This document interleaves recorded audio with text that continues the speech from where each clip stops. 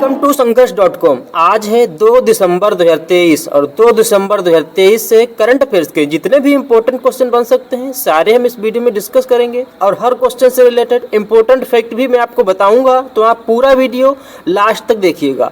Last में मैं आपसे क्वेश्चन भी पूछूंगा, उसका आंसर आपको कमेंट बॉक्स में बताना है।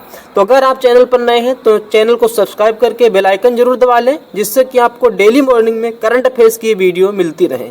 ये वीडियो आपके आने वाले किसी भी एग्जाम्स के लिए मोस्ट इंपॉर्टेंट है, तो आप इस वीडियो को पूरा लास्ट तक देखिएगा और जितने भी आपके पढ़ने वाले जितने भी आपके साथी हैं, स्टूडेंट्स हैं, उन तक आप इस वीडियो को जरूर पहुंचाइएगा। तो चलिए स्टार्ट करते हैं। आज का पहला क्वेश्चन है, हाल ही में विश्व एड्स दिवस कब मनाया जाता है?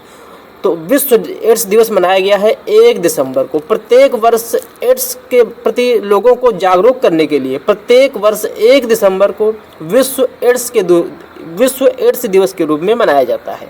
इस क्वेश्चन का ए ऑप्शन सही है, 1 दिसंबर।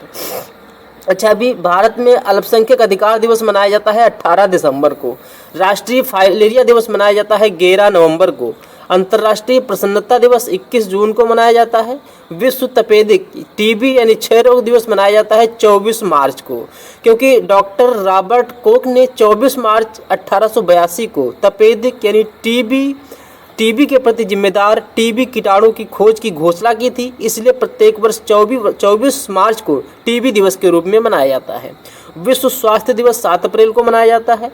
विश्व होम्योपैथी दिवस 10 अप्रैल को मनाया जाता है। विश्व अस्थमा दिवस 6 मई को मनाया जाता है। विश्व रक्तदान दिवस मनाया जाता है 14 जून को और विश्व रेबीज दिवस 28 सितंबर को मनाया जाता है। विश्व मधुमेह दिवस 14 नवंबर को मनाया जाता है। विश्व मिर्गी दिवस मनाया जाता है, यहाँ पे मिस प्रिंटिंग हो गई है, राष्ट्रीय मिर्गी दिवस मनाया जाता है 17 नवंबर को। राष्ट्रीय मिर्गी दिवस 17 नवंबर को मनाया जाता है और विश्व मिर्गी दिवस प्रतिवर्ष फरवरी के दूसरे सोमवार को मनाया जाता है। इस वर्ष 2023 में फरवरी का दूसरा सोमवार पड़ा है 13 फरवरी को, इसलिए 2023 में विश्व मिर्गी दिवस 13 फरवरी को मनाया गया है और इस बार की थीम है स्टिग्मा। और एड्स दिवस तो अभी 1 दिसंबर को मनाया गया है और विश्व विकलांगता दिवस मनाया जाएगा 3 दिसंबर को। इतना आप इस क्वेश्चन से याद रखिएगा। नेक्स्ट क्वेश्चन है, हाल ही में भारतीय सशस्त्र बल में भारत की पहली महिला एडीसी के रूप में किसे नियुक्त किया गया है? तो भी वायुसेना की पहली महिला अधिकारी स्क्वाड्रन लीडर है मनीषा पाढ़ी। इनको भी भारतीय सशस्त्र बल में भारत की पहली महिला सहायक डी कैंप यानी एडीसी के रूप में नियुक्त किया गया है। ये अपने उड़ीसा के बहरामपुर की हैं और ये भारतीय सशस्त्र बल में भारत की पहली महिला एडीसी के रूप में अपॉइंट हुई है। इस क्वेश्चन का सी ऑप्शन सही है, मनीषा पाढ़ी। अच्छा, ये जो ए नंबर पे नाम लिखा हुआ है राजेंद्र मेनन, इनको सशस्त्र बल न्यायाधिकरण के अध्यक्ष के रूप में नियुक्त किया गया है। समीर सक्सेना, इनको पूर्वी नौसेना कमान की चीफ ऑफ स्टाफ का पदभार संभाला है समीर सक्सेना ने। और ये रघु श्रीनिवासन, ये बॉर्डर रोड ऑर्गेनाइजेशन के 28वें महानिदेशक बने हैं। अच्छा, अभी रेलवे बोर्ड की पहली महिला बनी है। रेलवे बोर्ड की पहली महिला सीईओ और अध्यक्ष बनी है जया वर्मा सिन्हा। और हाल ही में आलोक शर्मा को नया एसपीजी अपॉइंट किया गया है। तरुण सोबती नौसेना के नए उप प्रमुख बने हैं। समीर सक्सेना ने पूर्वी नौसेना की कमान की चीफ ऑफ स्टाफ का पदभार संभाला है। अमिता रानी को सैन्य नर्स सेवा का अतिरिक्त महासचिव नियुक्त किया गया है।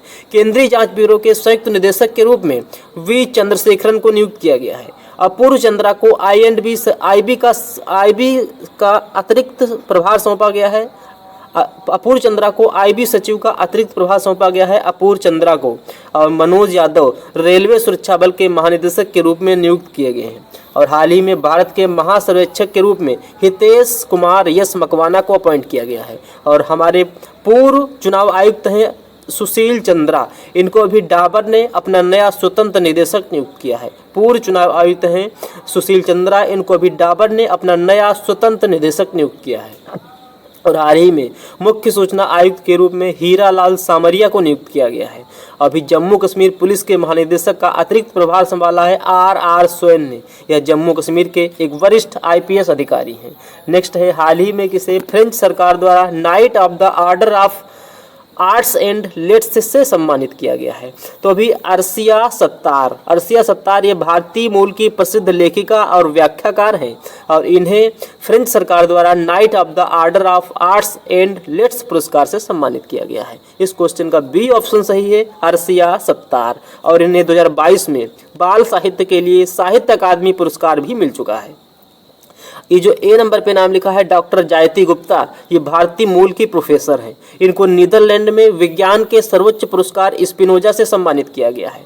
CS लक्ष्मी उर्फ अंबाई, इनको Tata literary lifetime achievement award से सम्मानित किया गया है। सुधा मूर्ति ये ग्लोबल इंडियन अवार्ड पाने वाली पहली महिला बनी है। अच्छा, हाल ही में भाषा विज्ञान विषय में गोल्ड मेडल से सम्मानित किया गया है रेखा सिंह को। 2023 का बुकर पुरस्कार पॉल लिंच ने जीता है। इनका उपन्यास है प्रॉफिट सॉन्ग, इसके लिए इन्हें बुकर पुरस्कार 2023 दिया गया है। और भी Indian school of business research catalyst पुरस्कार से सम्मानित किया गया है क्रिस गोपाल कृष्णन को। Indian school of business research catalyst पुरस्कार से क्रिस गोपाल कृष्णन को सम्मानित किया गया है। डॉक्टर देवाशीष भट्टाचार्य, इनको नेशनल मेटलर्जिस्ट अवार्ड से सम्मानित किया गया है। और हाल ही में इश्वाक सिंह को stars Asian international film festival में सर्वश्रेष्ठ अभिनेता का पुरस्कार मिला है। और प्रतिष्ठित एमी डायरेक्टोरेट पुरस्कार से एकता कपूर को सम्मानित किया गया है। प्रतिष्ठित एमी डायरेक्टोरेट पुरस्कार से एकता कपूर को सम्मानित किया गया है। उच्च शिक्षा में उत्कृष्ट योगदान देने के लिए doctor Pritam Singh transformational leader award मिला है C राजकुमार को। और हाल ही में साहित्य का JCB पुरस्कार 2023 पेरुमल मुरुगन को मिला है। इनकी बुक है फायरवर्ड, इनके लिए इन्हें साहित्य का JCB पुरस्कार 2023 मिला है। और हाल ही में इंटरनेशनल एमी अवार्ड जीतने वाले पहले भारतीय बने हैं वीर दास। और 54वें भारत अंतर्राष्ट्रीय फिल्म महोत्सव में अभिनेत्री माधुरी दीक्षित को विशेष सम्मान से सम्मानित किया गया है। नेक्स्ट क्वेश्चन है, हाल ही में उपराष्ट्रपति जगदीप धनखड़ ने किस राज्य में 5वें वैश्विक आयुर्वेद महोत्सव का उद्घाटन किया है? तो हमारे वाइस प्रेसिडेंट हैं जगदीप धनखड़। इन्होंने केरल की कैपिटल तिरुवनंतपुरम में 5वें वैश्विक आयुर्वेद महोत्सव का उद्घाटन किया है। और ये महोत्सव 1 दिसंबर से शुरू हुआ है। 1 दिसंबर को हमारे वाइस प्रेसिडेंट ने इस 5वें वैश्विक आयुर्वेद महोत्सव का उद्घाटन किया है और ये 5 दिसंबर तक चलेगा। तो इस क्वेश्चन का C ऑप्शन सही है, केरल। अब केरल की बात है तो मैं आपको केरल के बारे में थोड़ा बताता हूँ। केरल को अशोक के समय पर चेर राज्य या केरल पुत्र कहा जाता था। 1498 में वास्को डी गामा केरल के कोझिकोड जिले के कालीकट बंदरगाह पर समुद्री मार्ग केप ऑफ गुड होप के रास्ते पहुंचा था। केरल को भारत के मसालों का बगीचा कहा जाता है। दक्षिण भारत का गहना आदि नामों से केरल को हम जानते हैं। केरल की स्थापना हुई 1 नवंबर 1956 को। केरल में 14 जिले हैं। केरल की आधिकारिक भाषा है मलयालम, अतिरिक्त आधिकारिक भाषा अंग्रेजी है। केरल का हाईकोर्ट है कोच्चि। और हाल ही में केरल हाईकोर्ट देश की पहली पेपरलेस हाईकोर्ट बनी है, मैंने आपको बताया था। केरल का सबसे बड़ा जिला है पलक्कड़ और सबसे छोटा जिला है आलापुझा। केरल भारत के मालाबार तट पर स्थित है। सर्वाधिक लिंगानुपात है केरल में। सर्वाधिक साक्षरता दर है केरल में। और भारत का पहला डिजिटल राज्य केरल है। WHO और यूनिसेफ द्वारा सर्टिफाइड विश्व का प्रथम शिशु शिक्षा सौहार्द राज्य केरल बना है। WHO और यूनिसेफ द्वारा सर्टिफाइड विश्व का प्रथम शिशु शिक्षा सौहार्द राज्य केरल बना है। भारतीय नौसेना की दक्षिणी कमान कोच्चि में है और केरल में ही कोचीन इंटरनेशनल एयरपोर्ट है। ये सौर ऊर्जा से संचालित विश्व का प्रथम एयरपोर्ट है। केरल में ओणम त्यौहार मनाया जाता है। इसका आयोजन 10 दिनों तक किया जाता है। केरल में अट्टुकल पोंगल का आयोजन होता है। इसका आयोजन भी 10 दिनों तक किया जाता है और यह अट्टुकल भगवती मंदिर में मनाया जाता है। अच्छा, अट्टुकल पोंगल तो केरल में मनाया जाता है, परंतु एक त्यौहार है पोंगल, ये कहाँ मनाया जाता है? तो पोंगल का आयोजन किया जाता है तमिलनाडु में। केरल में अनाईमुड़ी राष्ट्रीय उद्यान है। एराविकुलम राष्ट्रीय उद्यान है। अच्छा, एराविकुलम राष्ट्रीय उद्यान इसी राष्ट्रीय उद्यान में दक्षिण भारत की सबसे ऊंची चोटी है। इसका नाम है अनाईमुड़ी। इसकी हाइट है 2695 मीटर। और इसी एराविकुलम राष्ट्रीय उद्यान में नील कुरंजी के फूल खिलते हैं और नील कुरंजी के फूल 12 वर्ष में एक बार खिलते हैं। केरल में है वेम्बनाड झील, ये भारत की सबसे लंबी झील है। केरल में नीलगिरी बायोस्फीयर रिजर्व है, अगस्तमलाई बायोस्फीयर रिजर्व है और पालघाट दर्रा है केरल में। अच्छा, केरल नारियल उत्पादन में शीर्ष पर है, इसीलिए नारियल अनुसंधान संस्थान केरल के कासरगोड में ही है। केरल रबड़ उत्पादन में टॉप पर है, इसीलिए रबड़ अनुसंधान संस्थान भी केरल के कोट्टायम में है। केरल में भारतीय मसाला अनुसंधान संस्थान है, ये केरल के कोझिकोड में है। केरल में सबसे ज़्यादा मिर्च का उत्पादन होता है, सबसे ज़्यादा काजू का उत्पादन होता है और थोरियम उत्पादन में केरल शीर्ष पर है। अच्छा, हाल ही में भारत के पहले साउंडिंग रॉकेट लॉन्च की हीरक जयंती मनाई गई है। ये कहाँ मनाई गई है? तो ये केरल में मनाई गई है, क्योंकि 21 नवंबर 1963 को भारत के पहले साउंडिंग रॉकेट को लॉन्च किया गया था। केरल के सबसे बड़े शहर तिरुवनंतपुरम में है थुम्बा रॉकेट लॉन्चिंग केंद्र। तिरुवनंतपुरम में थुम्बा रॉकेट लॉन्चिंग केंद्र है, इसका नाम बदलकर अब विक्रम साराभाई अंतरिक्ष केंद्र कर दिया गया है। यहाँ से 21 नवंबर 1963 को नाइक अपाचे नामक पहले रॉकेट को लॉन्च किया गया था। इसी उपलक्ष्य में केरल में भारत के पहले साउंडिंग रॉकेट लॉन्च की हीरक जयंती मनाई गई है। और हाल ही में केरल राज्य के पर्यटन मिशन को United Nation World Trade Organization से वैश्विक मान्यता मिली है। 2024 में भारत में घूमने के लिए सर्वोत्तम स्थान कोच्चि को घोषित किया गया है। और केरल राज्य को ग्लोबल रिस्पॉन्सिबल टूरिज्म अवार्ड 2023 प्राप्त हुआ है। अपने सभी जिलों में हॉलमार्किंग केंद्र वाला पहला राज्य बना है केरल। केरल के अब सभी 14 जिले में हॉलमार्किंग केंद्र खुल गए हैं। मैंने अभी आपको बताया था कुछ दिन पूर्व, केरल के इडुक्की जिले में हॉलमार्किंग केंद्र खुला है और इसी के साथ इडुक्की में हॉलमार्किंग केंद्र खुलने के बाद अब केरल में सभी जिलों में हॉलमार्किंग केंद्र हो गए हैं। यानी केरल के सभी जिलों में हॉलमार्किंग केंद्र खुल गए हैं। और हाल ही में केरल सरकार ने घोषणा की है कि 237 करोड़ रुपए की लागत से ग्राफीन उत्पादन फैसिलिटी स्थापित करेगी केरल। और अभी केरल के कोझिकोड में भारत की पहली पूर्ण महिला पुलिस स्टेशन के 50 साल पूरे होने पर जश्न मनाया गया है।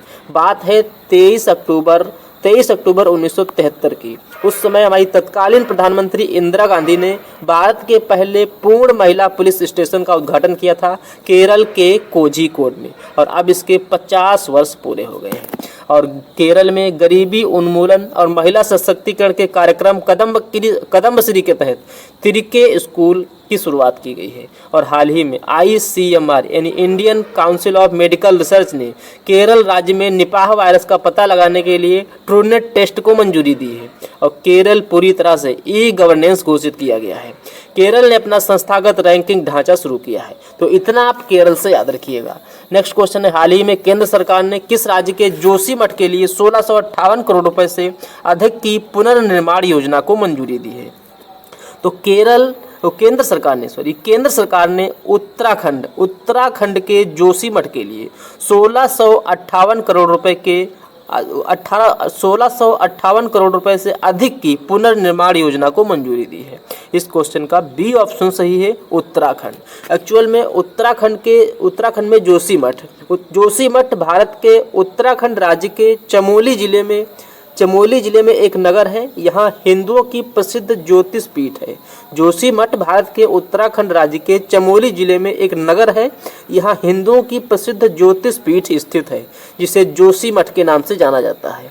यहाँ पर भूस्खलन के कारण जमीन धंसने से जोशीमठ को काफ़ी नुकसान हुआ था और अब केंद्र सरकार ने इसके पुनर्निर्माण के लिए 1658 करोड़ रुपए से अधिक की पुनर्निर्माण योजना को मंजूरी दी है।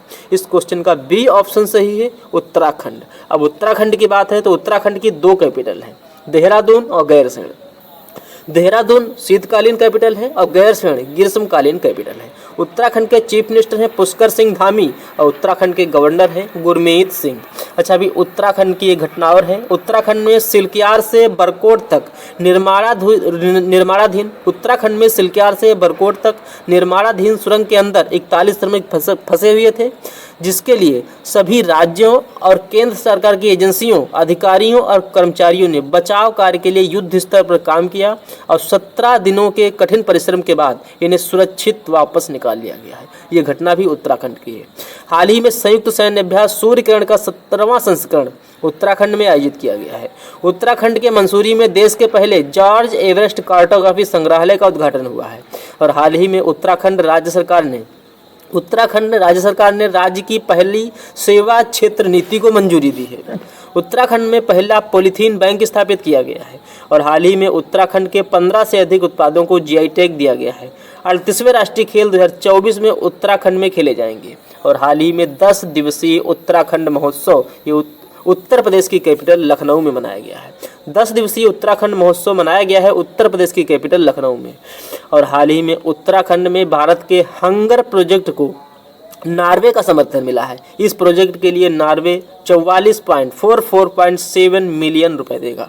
और हाल ही में केंद्र सरकार ने उत्तराखंड के जमरानी बांध परियोजना को मंजूरी दी है। केंद्र सरकार ने उत्तराखंड की जमरानी बांध परियोजना को मंजूरी दी है। उत्तराखंड के मुख्यमंत्री ने रोजगार प्रयाग पोर्टल लॉन्च किया है। और हाल ही में केंद्रीय संस्कृति राज्य मंत्री हैं अर्जुन मुंडा। इन्होंने चौथे EMRS सांस्कृतिक साहित्य कला उत्सव 2023 का उद्घाटन किया है। इतना आप उत्तराखंड से याद रखिए। नेक्स्ट है, हाल ही में अमृत वृक्ष आंदोलन के लिए किस राज्य के मुख्यमंत्री को गिनीज वर्ल्ड रिकॉर्ड प्राप्त हुआ है?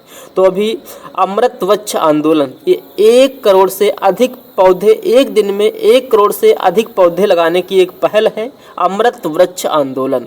और अभी इस पहल के लिए असम के जो चीफ मिनिस्टर हैं हिमंता बिस्वा शर्मा, असम के चीफ मिनिस्टर हिमंता बिस्वा शर्मा को गिनीज वर्ल्ड रिकॉर्ड प्राप्त हुआ है। इस क्वेश्चन का डी ऑप्शन सही है। असम की बात है तो असम की कैपिटल है दिसपुर। असम के चीफ मिनिस्टर हैं हिमंता बिस्वा शर्मा। इन्हीं को ये अमृत वृक्ष आंदोलन के लिए गिनीज वर्ल्ड रिकॉर्ड मिला है। और असम के जो गवर्नर हैं वो कौन है? तो असम के गवर्नर हैं गुलाब चंद कटारिया। अच्छा, अभी हाल ही में राष्ट्रीय गोपाल रत्न पुरस्कार 2023 का आयोजन गुवाहाटी में किया गया है। और हाल ही में असम के रंगिया और मरियानी रेलवे स्टेशन को food safety and standard authority के द्वारा ईट राइट स्टेशन का प्रमाण पत्र मिला है। ये certificate eat right station certificate FSSI के द्वारा दिया जाता है। ये उन स्टेशनों को दिया जाता है जहां पर खाने पीने की व्यवस्था ठीक है। असम राज्य सरकार ने 1182 पूर्व आदिवासी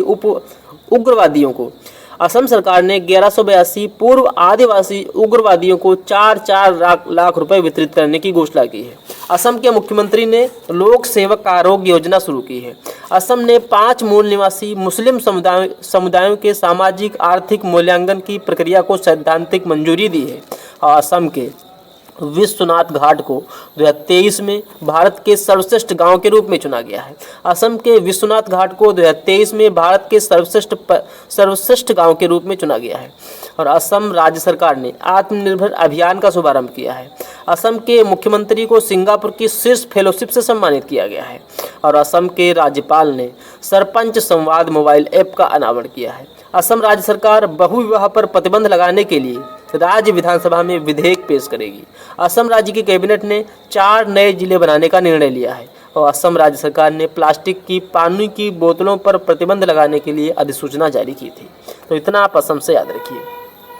नेक्स्ट है, हाल ही में किस देश की नवनिर्वाचित सरकार ने धूम्रपान प्रतिबंध के फैसले को रद्द कर दिया है? तो अभी मैंने आपको बताया था कि न्यूजीलैंड के नए प्राइम मिनिस्टर बने हैं क्रिस्टोफर लक्सन और इन्होंने धूम्रपान प्रतिबंध के फैसले को रद्द कर दिया है। इस क्वेश्चन का डी ऑप्शन सही है।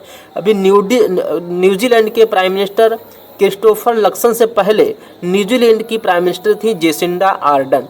इन्होंने धूम्रपान पर बैन लगाया था, धूम्रपान को प्रतिबंधित कर दिया था। और अब जब नई सरकार आई, नए प्रधानमंत्री बने हैं न्यूजीलैंड के क्रिस्टोफर लक्सन, तो इन्होंने इस फैसले को अब रद्द कर दिया है, धूम्रपान प्रतिबंध के फैसले को रद्द कर दिया है। तो इस क्वेश्चन का डी ऑप्शन सही है, न्यूजीलैंड। अच्छा, अभी भारत और न्यूजीलैंड ने नागर विमानन क्षेत्र में सहयोग समझौते पर हस्ताक्षर किए हैं। और हाल हाल ही में किस राज्य में निजी क्षेत्र में स्थानीय लोगों के लिए 75% कोटा रद्द कर दिया है? तो हरियाणा चंडीगढ़ हाई कोर्ट ने ये 75% कोटा रद्द कर दिया है। ये हरियाणा ने इसे लागू किया था। जम्मू कश्मीर ने सरकारी सेवाओं में भर्ती के लिए प्रतीक्षा सूची बनाने के प्रावधान को समाप्त कर दिया है। नेक्स्ट क्वेश्चन है, हाल ही में केंद्रीय मंत्री नितिन गडकरी ने कहाँ लग्जरी जहाज क्लासिक इंपीरियल का शुभारंभ किया है? तो हमारे केंद्रीय मंत्री हैं नितिन गडकरी। इन्होंने भी केरल में लग्जरी जहाज क्लासिक इंपीरियल का शुभारंभ किया। इस क्वेश्चन का सी ऑप्शन सही है, केरल। अब केरल की बात है तो केरल की कैपिटल है तिरुवनंतपुरम। केरल के चीफ मिनिस्टर हैं पिनरई विजयन और केरल के गवर्नर हैं आरिफ मोहम्मद खान। नेक्स्ट क्वेश्चन है, हाल ही में एक्सपो 2023 वर्ल्ड फेयर का आयोजन कहाँ किया जाएगा? तो एक्सपो 2023 वर्ल्ड फेयर का आयोजन किया जाएगा रियाद में। इस क्वेश्चन का डी ऑप्शन सही है, रियाद। नेक्स्ट क्वेश्चन है, हाल ही में भारत सरकार और किस राज्य सरकार ने यूनाइटेड नेशन लिबरेशन फ्रंट के साथ शांति समझौते पर हस्ताक्षर किए हैं? तो अभी अपने भारत सरकार और मणिपुर ने यूनाइटेड नेशन लिबरेशन फ्रंट के साथ शांति समझौते पर हस्ताक्षर किए हैं। इस क्वेश्चन का ए ऑप्शन सही है, मणिपुर। मणिपुर की बात है तो मणिपुर की कैपिटल है इम्फाल। मणिपुर के चीफ मिनिस्टर हैं एन बीरेन सिंह और मणिपुर की गवर्नर हैं अनुसुईया उइके। अच्छा, अभी जस्टिस सिद्धार्थ मृदुल ये मणिपुर हाईकोर्ट के मुख्य न्यायाधीश बने हैं। मणिपुर राज्य सरकार ने पहाड़ी क्षेत्रों में अफस्पा को 6 महीने के लिए बढ़ा दिया है। मणिपुर राज्य के राहत शिविरों में रह रहे मजदूर कार्ड धारकों के बच्चों को वित्तीय मदद वितरित की जाएगी। सुप्रीम कोर्ट ने मणिपुर में हुई हिंसा की जांच के लिए पूर्ण महिला पैनल नियुक्त करने की घोषणा की है। और हाल ही में भारत के पहले राष्ट्रीय खेल विश्वविद्यालय को मणिपुर में खोला जाएगा। नेक्स्ट क्वेश्चन है, हाल ही में प्रधानमंत्री मोदी ने कहाँ संयुक्त राष्ट्र जलवायु सम्मेलन को संबोधित किया है? तो हमारे प्राइम मिनिस्टर नरेंद्र मोदी ने। अच्छा, COP28 का आयोजन किया जा रहा है UAE की कैपिटल दुबई में। ये 30 नवंबर से शुरू हुआ है और 12 दिसंबर तक आयोजित किया जाएगा। इसमें हमारे प्राइम मिनिस्टर नरेंद्र मोदी ने इस सम्मेलन में भाग लेने के लिए 2 दिन की संयुक्त अरब अमीरात की यात्रा पर गए थे, दुबई गए थे 2 दिन की यात्रा पर। और यहीं पर इन्होंने अभी संयुक्त राष्ट्र जलवायु सम्मेलन को संबोधित किया है। इस क्वेश्चन का डी ऑप्शन सही है, दुबई यानी कि UAE की कैपिटल है दुबई। UAE की मुद्रा है UAE दिरहम और UAE के प्रेसिडेंट हैं मोहम्मद बिन ज़ायद अल नह्यान। इस क्वेश्चन का डी ऑप्शन सही है। COP28 का आयोजन दुबई में किया जा रहा है। 30 नवंबर से शुरू हुआ था और 12 दिसंबर तक आयोजित किया जाएगा। इसमें पार्टिसिपेट करने के लिए हमारे प्राइम मिनिस्टर नरेंद्र मोदी गए हुए हैं और इन्होंने ही संयुक्त राष्ट्र जलवायु सम्मेलन को संबोधित किया है। नेक्स्ट क्वेश्चन है, हाल ही में किस देश ने रिकॉर्ड 1.40 लाख भारतीय छात्रों को वीज़ा जारी किया है? तो अभी अमेरिका ने 1.40 लाख भारतीय छात्रों को वीज़ा जारी किया। इस क्वेश्चन का ए ऑप्शन सही है, अमेरिका। अब अमेरिका की बात है तो अमेरिका के प्रेसिडेंट कौन है? अमेरिका के प्रेसिडेंट हैं जो बिडेन। ये 46वें नंबर के प्रेसिडेंट हैं। हाल ही में अमेरिका की एक रिपोर्ट के अनुसार अमेरिका में तीसरी सबसे बड़ी अवैध अप्रवासी आबादी अपने भारत की है। अभी अमेरिका की एक रिपोर्ट आई है, इसके अकॉर्डिंग अमेरिका में तीसरी सबसे बड़ी अवैध अप्रवासी आबादी अपने भारत की है। हाल ही में भारत और अमेरिका के बीच संयुक्त अभ्यास वज्र प्रहार मेघालय के उमरोई में शुरू हुआ है। हाल ही में भारत और अमेरिका के नवाचार पारिस्थितिकी तंत्र को बढ़ावा देने के लिए समझौता पर हस्ताक्षर किए गए हैं। भारत के बाहर BR अम्बेडकर की सबसे बड़ी प्रतिमा अमेरिका में लगाई जाएगी। भारत के बाहर डॉक्टर भीमराव अम्बेडकर की सबसे बड़ी प्रतिमा का अनावरण अमेरिका में किया जाएगा। अमेरिका में भारत के बाहर दुनिया का दूसरा सबसे बड़ा मंदिर का उद्घाटन किया जाएगा। ये 2 इम्पोर्टेंट फैक्ट हैं।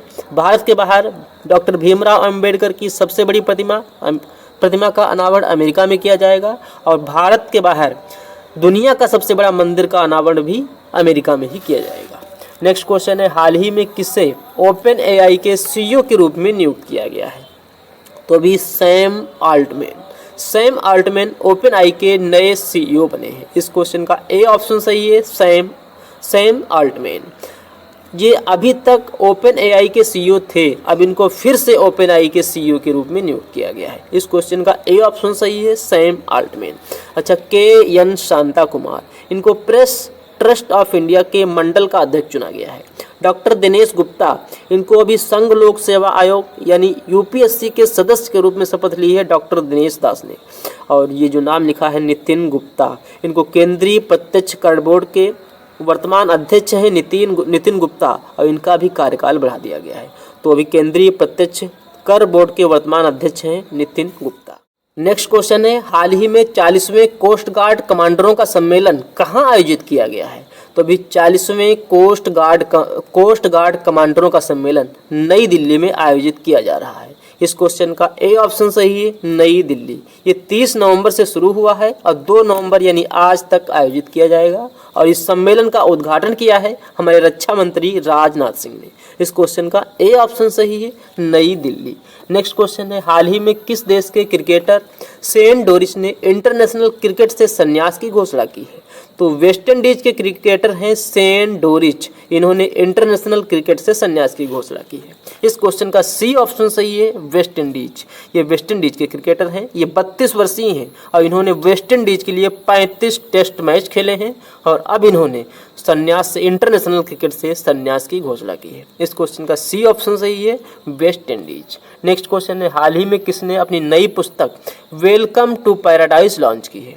तो अभी अभिनेत्री और लेखिका हैं ट्विंकल खन्ना, इन्होंने अपनी चौथी पुस्तक वेलकम टू पैराडाइज लॉन्च की है। इस क्वेश्चन का बी ऑप्शन सही है, ट्विंकल खन्ना, और यह बुक महिलाओं के जीवन पर आधारित है। तो इस क्वेश्चन का बी ऑप्शन सही है।